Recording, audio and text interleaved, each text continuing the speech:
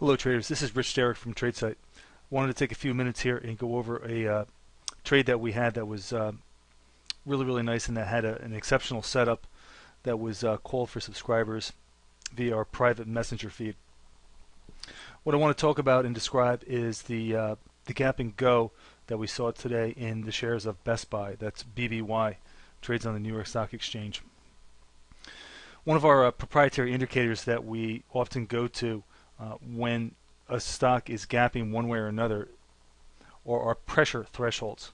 What this does is defines an expected daily range for everything from stocks to commodities to Forex. It defines an expected daily range on the day, and once this range is exceeded, it has implications that there's a very strong move in the works. And one of the other ways that we use this indicator is when a stock gaps either above or below the day's expected range. You can see in the chart here that Best Buy's daily range was expected to be between these two lines. On the upper side here, the red line, lower side here, the green line. Based off of the previous short-term pattern, that was the expected daily range. But Best Buy gapped considerably above the upper pressure threshold here, which was 1263 on the day, and actually opened much higher than that and proceeded to go higher. But since we had our pressure thresholds to use, we were actually expecting a strong upside. And I'll talk in a moment about how we actually enter and then manage that trade. If I can turn your attention not to today's candle, but the candle just previous, you can see that we also opened right at the upper pressure threshold. While the gap was not nearly as large, it did not clear the prior day's range. We were expecting this gap not to fill because we opened above and moved higher beyond the upper pressure threshold. So while a lot of people were anticipating a gap fill and hoping for weakness, we were on the other side of the trade looking for a long side play. And again, today was the same situation. We were gapping actually above the pressure threshold and had an even stronger move because of the distance we had above this pressure threshold. So let's take a moment now and look at the actual entry and trade management. Alright folks, now we're going to toggle down to a smaller time frame that's more useful for intraday trading. We're going to look at the 5-minute chart, which was the time frame that the long call was made in. This is the 5-minute data of Best Buy. There's a couple of demarcations on this chart. Let me show you what they are. Here are the two pressure thresholds. Here's the upper pressure threshold, the red line. You can see the distance that we got above that, exceeding the day's expected range. And then again, here is the lower pressure threshold, which was the expected low of the trading day according to the near-term trading. Now again, this isn't just an average daily range type of a calculation. It's more specific to the recent trading action.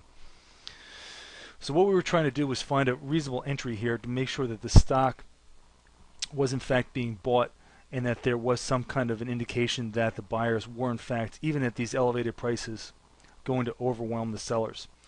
So what we did was, before the opening, we made an indication to set a buy stop order above the first 5-minute high. So what you have to do is you just have to monitor the first 5 minutes of trade, and then when that candle completes, then you put a buy stop into your system. In this case, that first 5-minute candle reached up to 1336, which is this little blue line that's plotted on the chart. And once it crossed above 1336, our buy stop was initiated. And then what we do is we use the stop under the first 5-minute low, or the low of the day, which was right here, right around $13. So essentially we're in at 1337 or a little bit more with the stop under 13. And as you can see, as the day progressed, we did get a little bit of an initial push to the upside, which was nice to get that initial partial profit. We also filled a gap that can't be seen on this chart on the daily, which was targeted for taking a first partial profit. And then from that point, then we just sit back and just want to let the stock do what it can. Stock based sideways very nicely, holding above our entry point, never really challenging it once the initial wiggle was overcome. settled up here nicely, went up to challenge the prior high here, pushed higher, and then was bought up into the close, ultimately settling the day at $14.21. So between the 1336 and a little bit entry and that 1421 close, we're more than 6% in the money just in one day of trading here, and the stock definitely has much more potential since it's recently just been trading at $45. Of course, we're not looking for that, but we're just trading one candle at a time off the daily chart. We've got a very nice defendable entry here using a true technical entry. Of course, then beyond that, we had our intraday stop. And then we trailed the stop and moved it up here and rode it all the way to the close for a very, very nice gain. And of course, if you'd like to learn more about these types of setups or see what we do on a daily basis, please feel free to stop by and take a trial. You can talk to the analysts real time in the trading lab, and if you are a little bit too busy to do that, then of course you can take a trial and still receive our alerts and our trade calls.